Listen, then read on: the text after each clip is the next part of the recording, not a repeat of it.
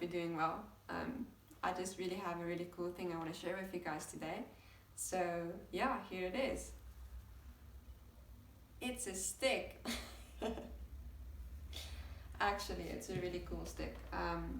It's a walking stick that one of my students made for me a few years ago. And it's actually pretty cool. It was a stick that I found when we were on missions at a place that I really adored, and then they basically took the ugly stick and carved cool patterns in it and even shaped it for my hand specifically. So it really feels cool when I walk with the stick because it was literally made for my hand. And even my name is on it. So it's really special actually, and I really love it, and I don't think I'll ever get rid of it. But anyway, so why am I showing you a walking stick?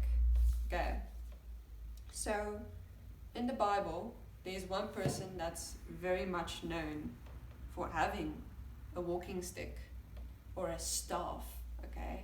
That's a hint. It's Moses! God has been really speaking to me about Moses and Moses' life, okay? And it's actually so precious. But today I want to talk to you about what is your walking stick? What is your staff? What is your crutch that you're holding on to at the moment? Okay?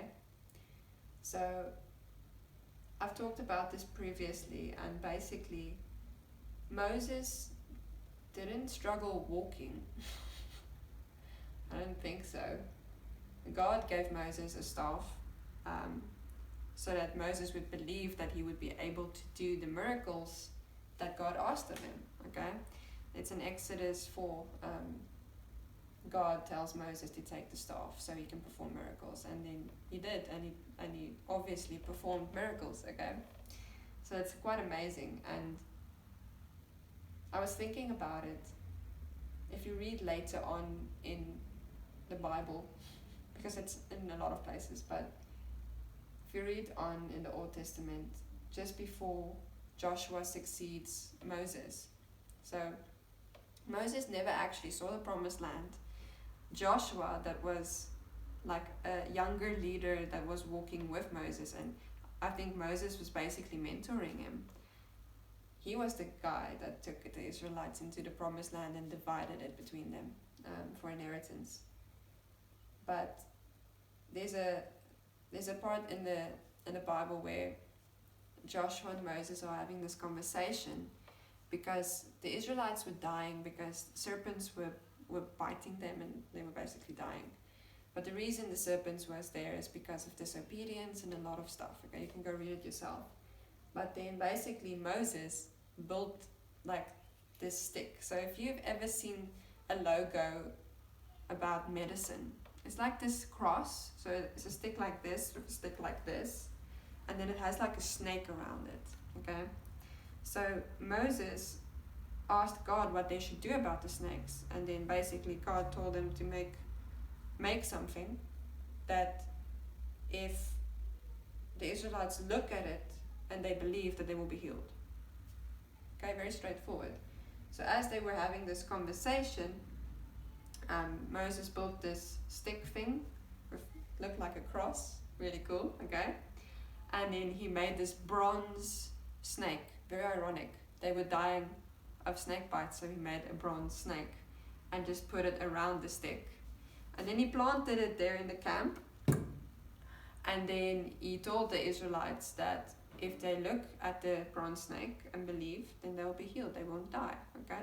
And that's exactly what happened, okay? So what changed? Moses started his journey that he needed something, okay, to hold on to see, to know it's real, to be able to do what God is telling him to do. And then fast forward a few years, he already has someone that's going to succeed him, and now he's making things for the people to believe. You see the difference? So I want to ask you and I want to challenge you today. What is the thing that you think you need to hold on to be able to believe that God is going to do something or come through for you or hear your prayer or provide for you? What is the thing that you think you need? Okay? And then I want to challenge you even further. Go sit with God, put that thing in front of God and ask Him if it's really needed. And then see if it's really needed. If it's not, I want to challenge you to take it and lay it down. It's really strange to see people walking around with crutches and walking sticks and staffs if there's nothing wrong with them. Okay? It's just weird. It's like being in a wheelchair and you can walk, but you need the wheelchair to believe you can move. So what is the thing you need to lay down that you actually don't need? And then I want to challenge you, live a life that inspires people, so that if they have a crutch or something, that they'll be encouraged to lay it down. I know that my crutch was always my emotions. I always said to God that the only way I know He's speaking to me is by how I'm feeling. So if I didn't feel like I want to cry right now, I didn't believe that the Holy Spirit was speaking to me. It's a really weird example, but I really thought that if I don't start crying, then God's not talking to me.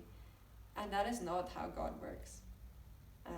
And He showed that to me one day, and then from there on, never had to worry about it again. So I could take that thing and lay it down. You don't have to be crying to be able to experience God. Sometimes it's in the little things. Sometimes it's in the overwhelming joy that He gives you. Sometimes it's in the answer that He gives you. Sometimes even if you're not even looking for one. Sometimes it's just in the kindness that you see around you. So I just want to challenge you with that. What is the thing you need to lay down that you actually don't need? And just see what God's going to do in and through you.